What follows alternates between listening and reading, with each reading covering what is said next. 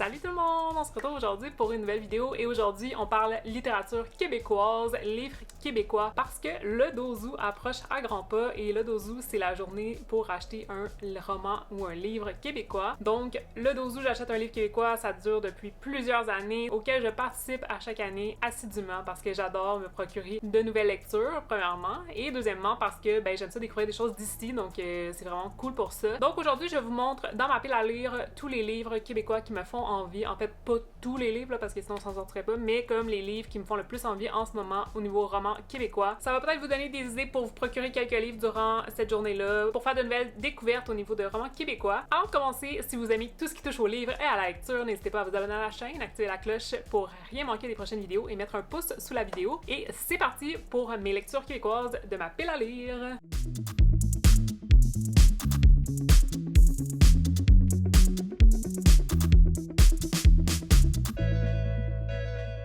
Alors j'ai sorti quelques livres de mes bibliothèques, ceux qui me faisaient envie, ceux que j'avais envie de lire prochainement. Il y en a vraiment beaucoup, c'est pour ça que j'en ai comme sélectionné parce que sinon ça allait comme déborder là, de cette vidéo largement. Mais c'est des livres qui me font envie depuis un bon moment. Certains, ça fait très longtemps que je les ai dans ma pile à lire, il faut vraiment que je les lise. Et c'est l'occasion avec cette semaine du 12 août. J'ai pas envie de juste lire du québécois cette semaine-là particulièrement, mais ça me fait plaisir d'en lire à l'occasion du 12 août. J'achète un roman québécois. Donc voilà. Alors, premier roman qui me fait extrêmement envie, c'est Chimie 501 de José de Angelis. C'est un roman jeunesse. Je crois qu'on va parler d'homosexualité dans ce roman-là et c'est assez bien reconnu comme roman québécois. Je veux dire, il y a comme des critiques vraiment cool par rapport à ce roman-là. J'ai entendu que du bon de ce roman-là et il me fait vraiment envie depuis que j'en ai entendu parler. Et honnêtement, tu sais, il a pas l'air long à lire, donc je sais pas pourquoi je l'ai pas encore lu. Tu sais, c'est quand même écrit assez gros. Je pense que vraiment je vais me lancer prochainement. J'espère pouvoir le lire vraiment prochainement parce qu'il me fait vraiment envie. C'est publié aux éditions du Parc d'en face et c'est une maison d'édition que j'apprécie particulièrement. Ils ont des livres vraiment intéressants. Et les dernières sorties que j'ai vues de cette maison d'édition-là me vraiment plu, donc je pense que je vais me tenir à l'affût de leur sortie prochaine. Mais vraiment, celui-ci, il me fait super envie. Si vous l'avez lu, n'hésitez pas à me donner des commentaires. D'ailleurs, sur tous les livres que je vais vous présenter aujourd'hui, si vous les avez lus, n'hésitez pas. Ensuite, j'ai envie de lire Coucoum de Michel Jean, qui est un roman qui me fait envie depuis que je l'ai entre les mains. Et honnêtement, j'ai lu récemment un roman de Michel Jean, Le vent en parle encore, et c'était comme awesome. Genre vraiment, ça fut un coup de cœur monumental. Donc là, j'ai juste trop hâte de lire celui-ci. Puis, je sais même pas pourquoi je l'ai pas encore lu, parce que vraiment, il me fait trop envie. J'avais comme prévu de le lire avec une copine Instagram. Mais bon, ça n'a pas eu lieu. J'avais comme d'autres choses à lire pendant ce moment-là, puis j'ai comme pas eu la chance de le lire. Désolée pour ça, Mélissa, mais comme faudrait que je le lise parce que je pense que tout le monde a aimé. Là. Tout le monde qui a eu ce roman-là entre les mains, je pense qu'il l'a aimé. Donc j'ai trop hâte de le lire, mais je pense que ça va être prochainement parce que vraiment là, je veux savoir de quoi parle cette histoire-là. Je veux me faire mon avis dessus. Puis je ne peux que vous le recommander là, pour le 12 août, j'achète un roman québécois parce que vraiment, il y a eu des critiques incroyables. Genre, tout le monde l'a aimé. Donc ça me donne trop envie de le lire. Ensuite, un que j'ai lu par contre, là, cette fois-ci, je pouvais pas passer à côté de cette vidéo pour vous parler de Rap pour violence seule. C'est mon plus gros coup de cœur de l'année jusqu'à maintenant. C'est un roman de Maryse Pagé. C'est publié chez Le Méac Jeunesse, qui est une maison d'édition que j'ai découverte vraiment cette année davantage et je suis comme en admiration devant ce qu'il publie. Celui-ci, c'est un roman dont je vous ai parlé dans plusieurs vidéos, mais comme j'avais envie de vous en reparler aujourd'hui parce que vraiment, si vous avez un achat à faire pour le 12 août, j'achète un roman québécois. C'est celui-là. Vraiment, il est incroyable. C'est vraiment pas gros, là. Ça se lit tout seul. Je l'ai lu en une journée. C'était trop bien. Et il y a beaucoup d'humour dans ce roman-là. C'est vraiment une très belle histoire entre un adolescent et une personne âgée. Et vraiment, c'était genre phénoménal. Comme c'est vraiment mon plus gros coup de cœur à date. Puis tu sais, j'ai quand même lu proche 150 livres là, à date cette année. Donc là, tu sais, dites-vous ça si vous avez un roman à acheter. Celui-là. Ensuite, j'ai hyper envie de lire La triple vie de Charlie. Je l'ai reçu en swap comme hier. C'est un swap que je fais avec Félicia, une copine sur Bookstagram, et on s'en fait un à chaque mois. Et là, comme elle m'a envoyé celui-là, et j'étais genre... Celui-là, je l'avais comme pas vu venir, puis j'étais comme hyper contente. Je l'avais emprunté à la bibliothèque en numérique, puis finalement je l'ai pas lu. Fait que j'étais comme bon, je vais le remprunter un autre moment, mais là comme je l'ai entre les mains en papier, puis c'est comme trop génial. Puis je suis contente de l'avoir en papier parce que j'avais pas comme vu qu'il y avait comme autant de détails dans ce roman. Et alors je se lit vraiment vite. On aime ça, les romans qui se dévorent aussi. J'ai entendu de bons commentaires aussi jusqu'à maintenant. Apparemment, ça se rapproche un peu du style des romans, la saga Premier Rendez-vous, qui est aussi une saga québécoise. Je pourrais vous en parler en long, en large. J'attends le 4e tome avec impatience de cette saga-là. Mais apparemment, ça se rapporte un peu à ce style-là. Donc ça, c'est sûr que ça me plaît, que j'ai trop hâte de le lire parce que j'ai adoré la saga. Puis j'aime trop la plume de Karine Paquin. C'est elle qui a écrit L'Asile du Nord, donc la saga horrifique. Mais là, on est dans un tout autre genre et j'ai hâte de découvrir l'autrice dans un autre genre aussi, même si j'ai juste adoré la saga L'Asile du Nord. Donc voilà pour ça. Un autre roman jeunesse que j'ai super hâte de lire, puis celui-là, ça va être quand même prochainement. Si c'est pas pendant la semaine du 12 août, ça va être pendant mes vacances là, à la fin du mois. C'est Fable la recrue de Émilie Ouellette. C'est un roman qui est sorti assez récemment, mais qui me fait hyper envie. Il a l'air vraiment cool. Et donc, on va parler d'improvisation dans ce roman-là. Et ça, c'est cool parce qu'à l'adolescence, c'est vraiment une période que j'ai aimé. J'ai aimé faire de l'impro à l'école. Puis j'ai hâte de comme, retrouver un peu cet environnement-là. Ça va être dans ma tête là, quand je vais lire ce roman-là. Puis ça me fait trop plaisir. Puis en même temps, il est pas très long. C'est assez jeunesse. Donc j'ai hâte de voir ce que ça va m'en être. Mais j'ai entendu vraiment beaucoup de positifs aussi sur ce roman-là. Donc voilà pour ça. Sinon, je voulais aussi parler du Boulevard. Ben, ce roman-là, c'est une trilogie. Ça, c'est le premier tome. Je l'ai pas encore lu, mais comme j'ai entendu tellement de bons commentaires, apparemment que le personnage principal de ce roman-là est genre incroyable. Puis, il me fait trop envie. C'est aussi publié chez Le Méac Jeunesse, donc j'ai une confiance incroyable envers tous les romans de cette maison d'édition. J'ai juste comme peur de le lire parce que j'ai pas encore le tome 2. Puis, ben, c'est ça. J'ai peur comme de vouloir courir à la librairie pour m'acheter le tome 2. Donc, je pense que c'est une saga que vous pouvez vous procurer les yeux fermés, celle-là. Ensuite, un roman que j'ai découvert comme la semaine passée quand j'étais en librairie usagée. Je l'avais jamais vu passer, j'en avais jamais entendu parler. C'est un roman de chez Le Méac, donc j'ai quand même acheté un peu les yeux fermés, mais j'ai eu le résumé puis il me tentait trop. C'est Hare Krishna, je sais pas comment ça se dit, je m'excuse, de François Gilbert. Donc c'est l'histoire d'un adolescent qui va avoir quitté comme sa vie pour se tourner vers les Krishna et il va revenir là, chez lui, donc avec le physique d'un Krishna et tout, et il va vouloir comme renouer un peu avec sa famille. Il a comme, tu sais, il s'est rendu compte que finalement, tu sais, c'était peut-être pas pour lui ou quelque chose dans le genre. Je sais pas exactement là, comment ça va se rapporter, mais je sais qu'il retourne dans sa famille et que sa famille va l'accueillir malgré le fait qu'il les ait quittés pour comme une religion différente. Ça a l'air vraiment cool, j'ai hâte de voir comment ça va se présenter, mais il a l'air vraiment touchant, il a l'air vraiment bien et c'est vraiment une histoire de famille, un amour familial et tout dans ce moment-là, je pense.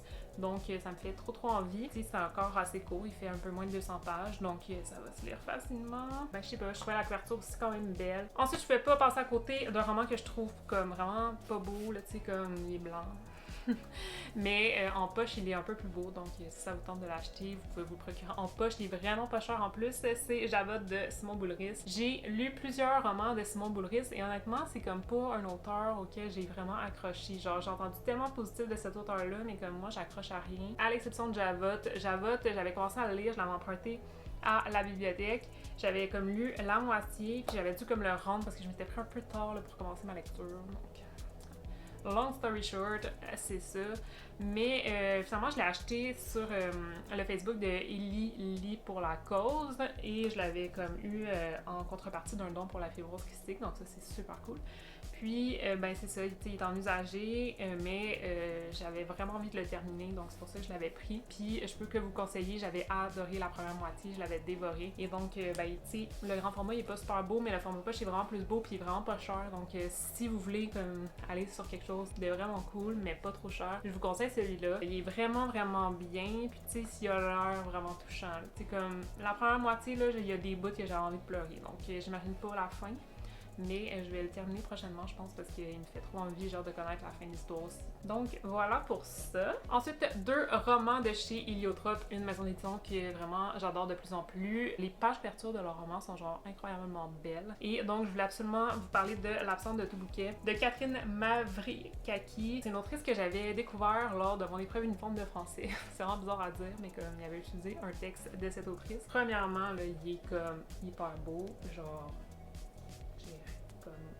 incroyable. Genre, j'adore la fleur dessus. Puis j'aime les trucs fleuris, donc c'est peut-être pour ça que j'aime particulièrement ce roman-là, mais bon. Puis ça a l'air hyper touchant, donc ça a l'air d'une histoire où est-ce qu'il y a une fille qui écrit un genre de lettre ouverte à sa mère. Donc bref, ça me fait trop envie et j'ai récemment commencé à discuter avec l'attachée de presse chez Héliotrope et elle m'a parlé vraiment en bien de ce roman-là. Elle m'a dit, je pense que tu vas vraiment l'aimer et tout. Donc ça me donne trop envie de le lire et honnêtement, je pense que la semaine du 12 août, Ça va être parfait pour ça. Il est dans ma pile à lire depuis un bon moment et j'ai vraiment hâte de le découvrir. Puis tu sais, il est pas vraiment long, là, il fait comme 175 pages, donc ça le fait pour le dos. Même chose chez Héliotrope, il y a Théo à jamais de Louise Dupré qui me tente énormément.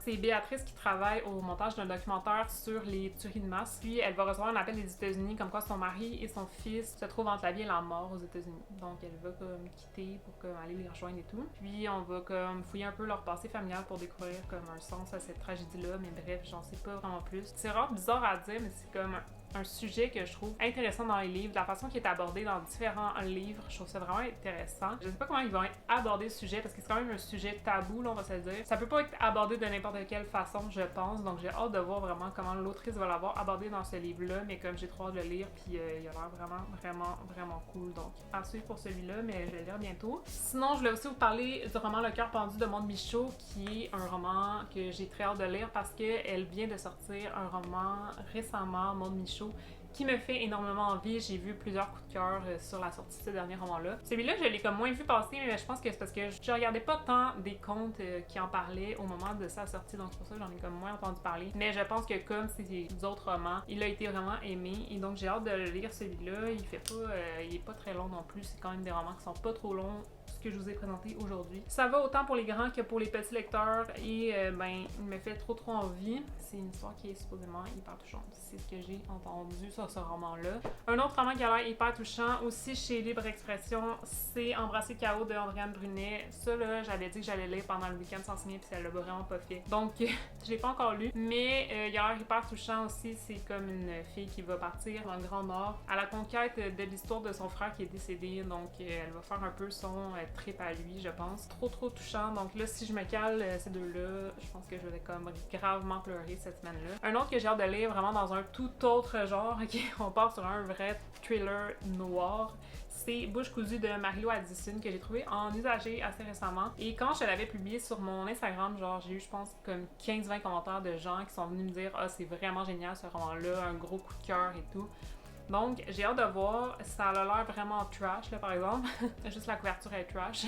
J'ai pas d'autre mot que trash, dark, noir pour décrire ce roman-là. Mais j'ai vraiment hâte de le lire, puis il y a comme des petits trucs comme des petits ajouts à ce roman-là qui font plaisir. Donc, moi, j'aime ça là, quand c'est pas genre juste un texte continu tout le temps. Donc, voilà, tout ça. C'est des romans québécois dont je voulais vous parler. J'avais envie de vous proposer plusieurs lectures pour le 12 août qui arrive cette semaine. J'espère surtout que, honnêtement, vous allez participer à la journée le 12 août. J'achète un livre québécois parce que ça vaut vraiment le coup. Ça l'encourage nos auteurs et autrices d'ici. Ça l'encourage aussi nos librairies. Donc, en plus, si vous allez dans une librairie indépendante, c'est encore mieux. Et j'espère que vous allez faire des belles trouvailles, honnêtement. Je vais vous montrer certainement là, ce que je vais avoir acheté à l'occasion de cette journée-là parce que, ben, c'est sûr que je vais participer, comme je vous disais. N'hésitez pas à me dire ça va être quoi votre prochain achat québécois. Si vous allez participer aussi, dites-moi tout dans les commentaires. Et ben, n'oubliez pas de vous abonner à ma chaîne et d'activer la cloche pour rien manquer des prochaines vidéos. Et on se retrouve très prochainement pour une autre vidéo. Salut tout le monde!